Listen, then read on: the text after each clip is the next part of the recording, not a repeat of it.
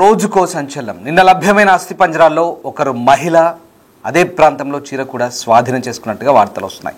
ఆ మహిళ ఎవరన్నది తెలిసే పనిలో అధికారులు ఉన్నట్టుగా కూడా వార్తలు వస్తున్నాయి. కానీ సిట్ అధికారులు మాత్రం దాన్ని తోచిపుస్తున్నారు. ఇప్పటికే ఎఫ్ఎస్ఎల్కు ఆ ఎముకలు పంపించారు. నిన్న విజిల్ బ్లోయర్ మొదట చూపించిన సైట్ నెంబర్ 11 నుంచి కాస్త దూరంలోని అటవీ ప్రాంతంలో తవ్వకాలు జరిగాయి. దాదాపు 100 అడుగుల ఎత్తున కొండపై తవ్వకాలు జరిపారు. అక్కడ మొత్తం 4 అస్థిపంజరాలు లభ్యమైనట్టుగా కొంతమంది న్యాయవాదులు చెప్పారు. అయితే 10 ఏళ్లు కావడంతో శవాలను పూడ్చిపెట్టిన స్థలాన్ని గుర్తించడంలో భీమా కన్ఫ్యూజ్ అవుతున్నట్టుగా తెలుస్తుంది. అందుకే అతడు ఎక్కడ చూపిస్తే అక్కడ తవ్వకాలు జరపాలంటూ అతడి అడ్వకేట్ కోరుతున్న పరిస్థితి కనబడుతుంది. సో మొత్తం మీద నిన్న తవ్వకాలు జరిపిన ప్రాంతంలో 11 సైట్ దగ్గర దాదాపు 3 అస్థిపంజరాలు దొరికాయని చెప్తున్నప్పటికీ వాటికి సంబంధించిన నిర్ధారణ ఏది కానీ సిట్ చేయలేదు, అధికారుల బృందం చేయలేదు. కేవలం ఇవన్నీ న్యాయవాదులు చెప్తున్న అంశాల ఆధారంగానే సమాచారం ఇవ్వడం జరుగుతుంది. సో అలాగే ఒక ఎర్ర చీర కూడా దొరికిందంటున్నారు. అది ఒక మహిళా అస్థిపంజరాన్ని కూడా అక్కడ గుర్తించారని చెప్తున్నారు. వీటిని ఏ అంశాలను కూడా సిట్ బృందం ఎక్కడా అధికారికంగా ధృవీకరించిన పరిస్థితి అయితే కనబడలేదు. అయితే ఫిర్యాదుదారుల్లో ఒకరి తరపు న్యాయవాదులు నిన్న ఈ సైట్ 11A నుంచి కనీసం 3 మానవ అవశేషాలు కనుగొనబడ్డాయంటూ చెప్తున్నారు. సో నిటారుగా ఉన్న కొండపై తవ్వకాలు జరిపారు. అందులో ఒక స్త్రీ అవశేషమని చెప్తున్నారు. అదే స్థలం నుంచి ఒక చీర కూడా స్వాధీనం చేసుకున్నట్లుగా చెప్పారు. సో ఆపరేషన్ సమయంలో అలాంటి అవశేషాలు ఏమీ కనుగొనబడలేదంటూ నిర్ధారించబడలేదంటూ ఉన్నత పోలీసు వర్గాలు మాత్రం ఆ వాదనను తోసిపుస్తున్నాయి. సో 2003లో అదృశ్యమైన వైద్య విద్యార్థిని అనన్య భట్ తల్లి సుజాత భట్ తరపు వాదిస్తున్న న్యాయవాది మంజునాథ్ సిట్ ప్రయత్నాలను ప్రశంసించారు. ఫిర్యాదుదారుడు భీమా జ్ఞాపకాల ఆధారంగా స్థానాన్ని సవరించడానికి అనుమతించే నిర్ణయాన్ని కూడా ఆయన సమర్థించిన పరిస్థితి కనబడుతుంది. సో మొత్తం మీద ఇప్పుడు ఉన్న పరిస్థితుల్లో వర్షం కూడా పడుతుంది, మరింత ఆటంకం ఎదురు అవుతున్న పరిస్థితి. కానీ ఆ విజిల్ బ్లోయర్ ఎవరైతే ఫిర్యాదుదారుడు చెప్పిన సమాచారం మేరకు తవ్వకాలు జరుపుతున్న ప్రాంతంలో అక్కడ కొన్ని అంశాలు వాళ్ళకు ఆధారాలుగా లభ్యమవుతున్నాయి. కానీ పూర్తి స్థాయిలో వాటి నిర్ధారణ ఇంకా ఏం చేయట్లేదు. అయితే అవి ఎప్పుడో దశాబ్దాల కాల కింద పాతిపెట్టినాయి కాబట్టి కేవలం అతను చెప్పినా అతను గుర్తుకొచ్చిన పాయింట్లే కాకుండా ఇంకా అతను ఎక్కడ చూపించినా అక్కడ తవ్వకాలు జరపాలంటూ అతని తరపు న్యాయవాది చెప్తున్న పరిస్థితి అయితే కనబడుతుంది. రైట్, మా ప్రతినిధి శివ జైన్ అవుతున్నారు. శివ, ధర్మస్థల్లో తవ్వకాలకు సంబంధించి ఇప్పుడు ఒక ట్విస్ట్ చోటు చేసుకుంది. ముఖ్యంగా అతను చెప్పిన స్థలంలో కాకుండా ఎక్కడ చూపించినా అక్కడ తవ్వకాలు జరపాలంటూ న్యాయవాదులు అతని తరపు అడ్వకేట్ అడుగుతున్నారు. అలాగే ఇంకొంతమంది లాయర్స్ కూడా అదే డిమాండ్ చేస్తున్నారు. సో సిట్ అధికారులు ఏ రకంగా స్పందిస్తున్నారు? సిట్ నుంచి అసలు ఏదైనా అధికారికంగా నిర్ధారణ చేస్తున్నారా? అత్యంత గోప్యంగా ఈ తవ్వకాలను చేపడుతుంది. ఈ ధర్మస్థలలో ఈ మృతదేహాల తవ్వకాలకు సంబంధించి రోజు సంచలనం అనేది వెలుగులోకి వస్తుంది. ఇక నిన్న అస్థిపంజరంలో ఒక మహిళ అస్థిపంజరం లభ్యమైనట్టుగా, అంటే నిన్న కొన్ని ఎముకలు లభించాయి. ఆ ఎముకలు మహిళవి అనేది కూడా ప్రధానంగా గుర్తించినట్లుగా కూడా తెలుస్తోంది. మరోవైపు దీనికి సంబంధించి అదే ప్రాంతంలో చీర కూడా వీళ్ళు శిక్ష అధికారులు కానీ ఆ తవ్వకాలు చేపడుతున్న సిబ్బంది కానీ స్వాధీనం చేస్తున్నారు. ఆ మహిళ ఎవరన్నది తేల్చే పనిలో అధికారులు నిమగ్నమై ఉన్నారు. ఇప్పటికే కోసం వాళ్ళు టెస్ట్ విత్ ఎన్నికలు కూడా పంపించారు. నిన్న ఈ పారిశుద్ధ్య కార్మికుడు మొదట చూపించిన సైట్ నెంబర్ 11 నుంచి కాస్త దూరంలో అటవీ ప్రాంతంలో ప్రవక్తలు చేపట్టారు. దాదాపు 100 అడుగుల ఉన్న పొరపై ఈ తవ్వకాలు కొనసాగుతున్నాయి. అక్కడ మొత్తం 4 అస్థిపంజరాలు లభ్యమయ్యాయి. 10 సంవత్సరాలు కావడంతో శవాలను పూడ్చిపెట్టిన స్థలాలను ఈ మాజీ పారిశుద్ధ్య కార్మికుడు గుర్తించడంలో భీమా కన్ఫ్యూజ్ అవుతున్నట్లు కూడా అధికారులు చెప్తున్నారు. మరోవైపు అతని లాయర్ కూడా అదే చెప్తున్న నేపథ్యంలో అందుకని అతను ఎక్కడికి వచ్చి అక్కడ తవ్వకాలు జరపాలంటూ కూడా అతని అడ్వకేట్ మంజునాథ్ చెప్తూ ఉన్నారు. మరోవైపు ఈ తవ్వకాలకు సంబంధించి 100కు పైగా శవాలు తానే పూడ్చిపెట్టారని చెప్తూ ఉన్నప్పటికీ కూడా అసలు ఇప్పటి వరకు స్పష్టమైన ఆధారాలు అనేది దొరకడం లేదు. ఎక్కడ కూడా అంటే 10ల సంఖ్యలో శవాలను పూడ్చిపెట్టారని అతను చెప్తున్నప్పటికీ కూడా ఈ 11 స్పాట్ కు వెళ్తే ఏమైనా స్పష్టమైన ఆధారాలు కానీ ఎక్కువ మృతదేహాలకు సంబంధించిన అవశేషాలు లభిస్తాయా అనేది కోణంలో కూడా శిక్ష అధికారులు అయితే ఈ తవ్వకాలు చేపడతారు. దానిలో భాగంగానే మొత్తం 13 స్పాట్లను వాళ్ళు ముందు చేస్తారు. ఇప్పటికీ 10 స్పాట్ల వరకు కూడా అంటే 10 స్పాట్ మొదట చూపించిన సైట్ నెంబర్ 11 నుంచి కాస్త దూరంలో, అంటే ఇప్పటికే 11 స్పాట్లలో దాదాపు చేస్తారు. ఇంకా మిగిలిన 2 స్పాట్స్ ఉన్నాయి కాబట్టి 13 స్పాట్ లో ఏదైనా అక్కడ చెప్పిన దాని ప్రకారం ఎక్కువ మృతదేహాలు అక్కడ పూడ్చిపెట్టారని చెప్పిన దాని ప్రకారం అక్కడ దొరుకుతాయా లేదా అనే కోణంలో కూడా శక్తి అధికారులు ఈ తవ్వకాలను చేపడుతున్నారు. చూడాలి ఏం జరగబోతుంది. ఆ 13 స్పాట్ కి ఎప్పటి వరకు వెళ్ళి తవ్వకాలు జరుగుతుందో కూడా చూడాలి. ఒకవైపు వర్షాలు పడుతూ ఉన్నాయి, మరోవైపు తవ్వకాలు జరుగుతూ ఉన్నాయి. ఇది ఎంతో ప్రతిష్టాత్మకంగా తీసుకునే స్థితిలో దర్యాప్తు బృందం తవ్వకాలను చేపడుతుంది. మరోవైపు గతం మిస్ అయ్యారు, కుటుంబ సభ్యులు కూడా వచ్చి పోలీసులకు ఫిర్యాదు చేస్తూ ఉన్నారు. గతంలో మందిరాల దర్శనానికి వెళ్ళి మళ్ళా తిరిగి రాలేదు అనేది అరణ్య భట్ తల్లి సుజాత భట్ కూడా ఫిర్యాదు చేశారు. దానికి సంబంధించి కూడా వారు దర్యాప్తు కొనసాగిస్తూ ఉన్నారు.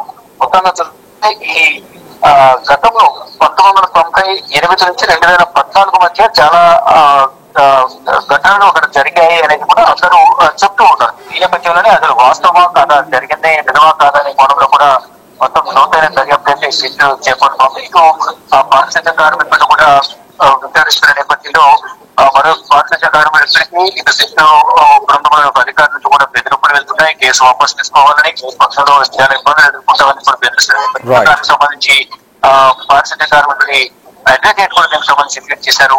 ఇప్పుడు దీనికి సంబంధించి కూడా కొంత మొత్తం చూసుకుంటే ఈ 13 స్పాట్లలో మృతదేహాలు ఎన్ని మృతదేహాలు ఉన్నాయి, ఆ మృతదేహాల అవశేషం దొరుకుతాయి లేదా, ఏం జరగబోతుంది కూడా వేచి చూడాల్సి ఉంటుంది. Right, yes sir, thank you Shiva. So మొత్తం మీద సిట్ బృందం సాక్షి ఫిర్యాదుదారుని ధర్మస్థలంలోని నేత్రావతి స్నానఘాట్ సమీపంలోని హైవే పక్కన ఉన్న అడవిలోకి తీసుకెళ్లింది. సిట్తో పాటు దాదాపు 20 మంది కార్మికులు గాలింపు చర్యల కోసం వెళ్లారు. సంఘటనా స్థలానికి ఒక ఎక్స్కవేటర్ను కూడా రప్పించారు. సో ఫిర్యాదుదారైన ఇటు Puttur sub divisional officer Stella Varghese, అలాగే సిట్ ఎస్పీ జితేంద్ర దయామ ఇతర అధికారుల ముందు ఫోరెన్సిక్ నిపుణులతో కలిసి ఆ ఫిర్యాదుదారుడు కూడా అడవిలోకి వెళ్ళాడు. సో ఈ రకంగా దాదాపు నిన్నటి వరకు కూడా 10 చోట్ల పూర్తిస్థాయి శోధన చేశారు. ఆ ప్రాంతం అంతా కూడా గాలించారు. ఇక 11వ ప్రదేశానికి 100 మీటర్ల దూరంలో నేలపై ఒక మృతదేహ అవశేషాలతో కనుగొనబడ్డట్టుగా నిన్న చెప్తున్నారు. సో ఇవాళ 7వ రోజు తవ్వుతున్నారు 11వ ప్రదేశాన్ని. ఇది హైవే నుంచి దాదాపు 20 మీటర్ల దూరంలో అడవి లోపల ఉన్నట్టుగా చెప్తున్నారు.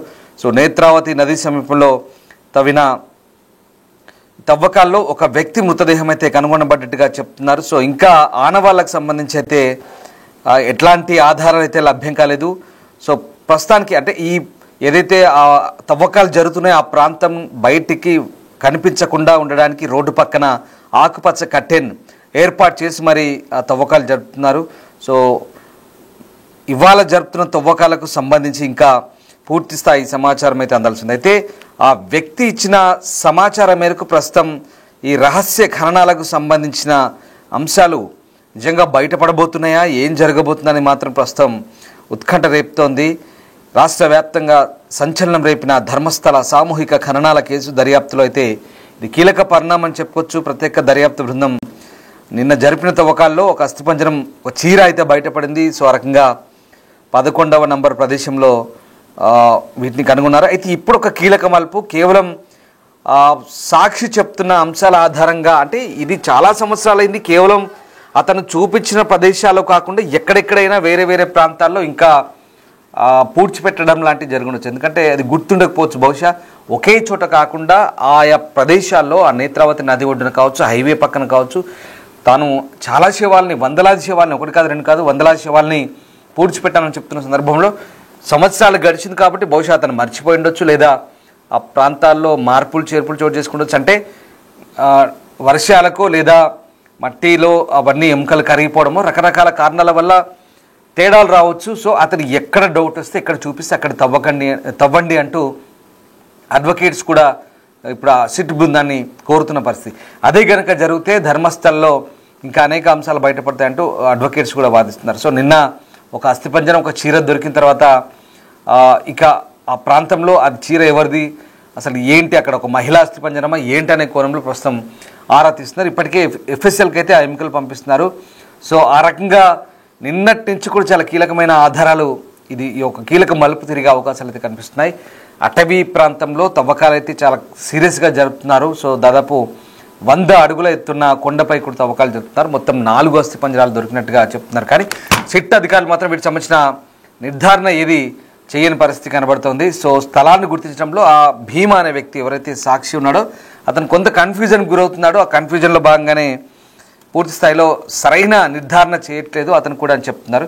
సో మీరు చూస్తున్న దృశ్యాలు అటవీ ప్రాంతంలో జరుగుతున్న తవ్వకాలకు సంబంధించి బయటికి కనబడకుండా కర్టెన్ ఒకటి కట్టినారు, ఆకుపచ్చని కర్టెన్, చాలా గోప్యంగా వివరిస్తున్నట్టుగా మనకు అర్థమవుతుంది.